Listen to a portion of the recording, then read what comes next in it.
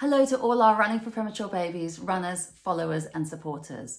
I wanted to send a personal message of thanks to all of you today because despite a second year of cancelled running events around the country, 2021 has turned out to be the biggest year so far for our charity, with more people than ever before lacing up their runners for our cause and more people than ever before generously donating to us.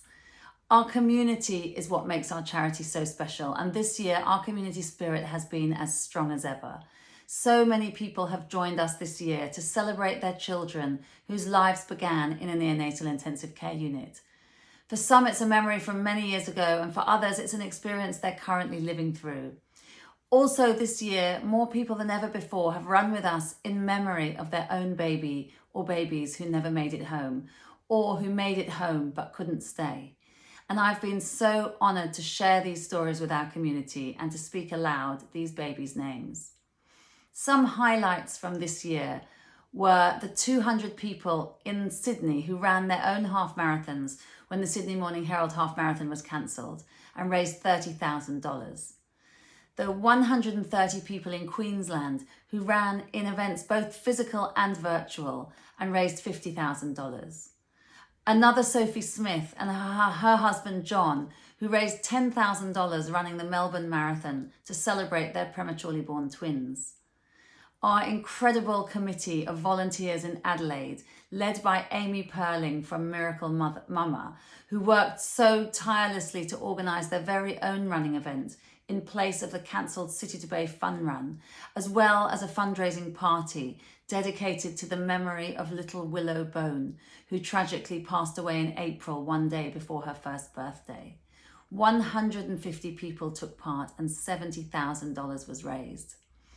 Our second annual Premier Marathon Challenge was a huge success and double the size of last year's event, with 1,033 people from all around the country completing either a 42-kilometre marathon or a 100-kilometre ultra marathon in a day, a week or a month to celebrate Prematurity Awareness Month. For me, one of the most inspirational participants in this challenge was Heather Lee, who turned 95 on World Prematurity Day and completed her 100-kilometre ultra marathon within 7 days to celebrate. Incredibly, this event raised a huge $338,000, a record for our charity. This year, another record has been set by an individual taking on their own challenge for our cause.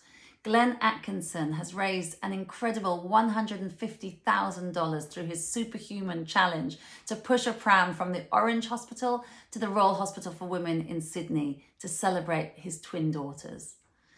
I think the biggest highlight for me this year has been Lockie Gillespie, the Purple Wiggle, joining us as our charity ambassador, following the premature birth of his own twin daughters.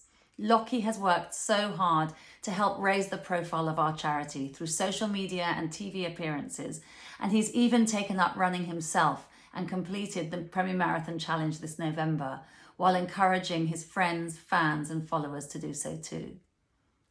This year, we've provided 10 pieces of life-saving neonatal equipment, which will directly benefit the lives of hundreds of premature babies around the country.